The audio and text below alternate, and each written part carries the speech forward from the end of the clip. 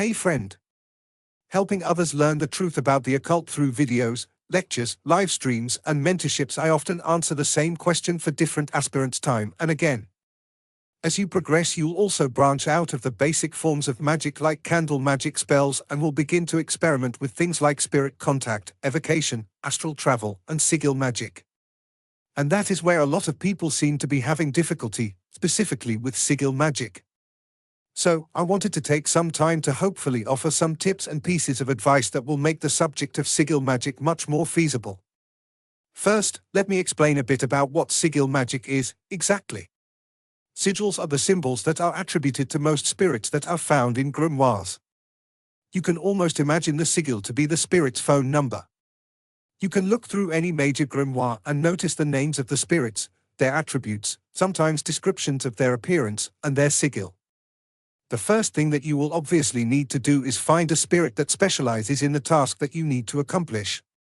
For instance, if you want to call on a spirit to heal someone, you could call on Marbas or Raphael, whereas if you want to bring greater financial prosperity into your life, you'd be better to work with a spirit like Bune or Clawneck. Once you have the phone number, all you have to do is make the call. That's what this video is about, helping you learn to call spirits and to do it without the pomp and circumstance of ceremony.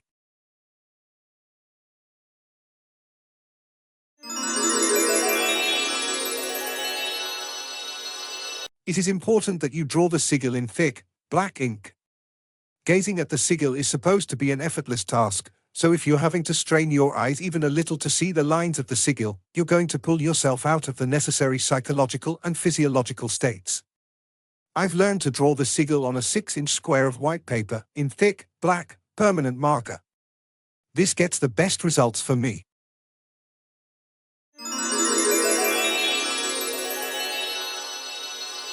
Hold the sigil in your left hand, letting the back of your hand rest easily on your lap.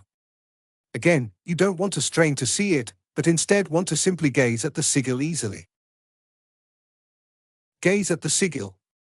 Notice that I use the word gaze rather than stare or even look. There is a definite reason for this.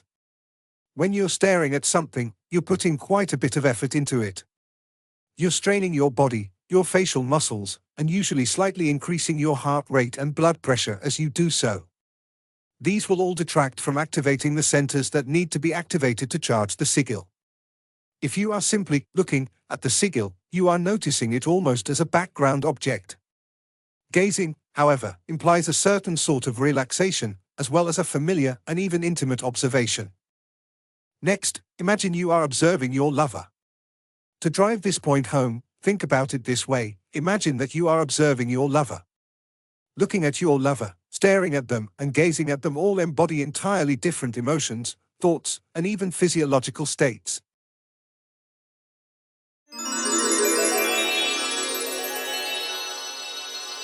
As you're gazing at the sigil, bring into as clear an imaginative picture as you can. You want to try to create a mental snapshot of the future that you're trying to manifest. If you want money, see yourself spending the money, or holding it. If you want love, see yourself with your lover, embracing. If you want sex, well, you get the idea. Continue to gaze at the sigil and concentrate on the mental image you've created and fill that image with emotion. Start to feel the emotions that you anticipate feeling once your goal has been fulfilled. You want to get to the point where you feel the emotion of it so strong that it's almost as if you already have the thing that you're trying to manifest. This gives power and energy to your goal or desire, which is what we need to get to the next step.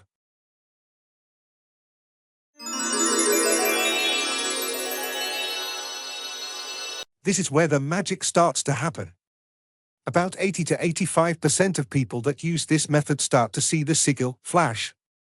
The lines of the sigil will appear to disappear from the paper, and then reappear. But, when they reappear, they are now in 3 dimensions, as if they are floating above the paper, or beaming out of it. They may take on different energetic colors as well. The remaining percentage of people who don't see this instead are hit with an intense intuitive awareness that the sigil is charged, that the spirit has answered, and that their goal will be achieved. Once you reach this point, you are now in an altered state of consciousness, the state needed to do magic. And when you've done it once, it's that much easier to do it again next time. Finally, verbalize whatever it is that you want the spirit to do for you. Know without a doubt that the spirit has heard you and will carry out your desire. It may also be a good idea to offer the spirit something in return, such as food or alcohol.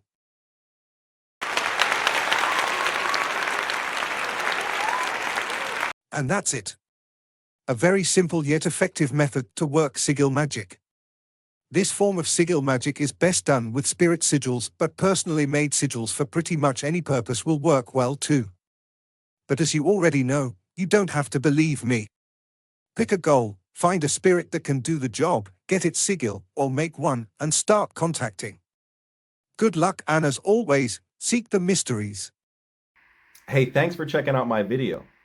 If you enjoyed it, please do consider subscribing and also checking out some of my other content here on my YouTube, as well as my TikTok, which is under The Mystical Rebel, and also consider visiting my website, themysticalrebel.com, and joining my Patreon, patreon.com/themysticalrebel, where we not only discuss magic, but I also teach it. Seek the mysteries.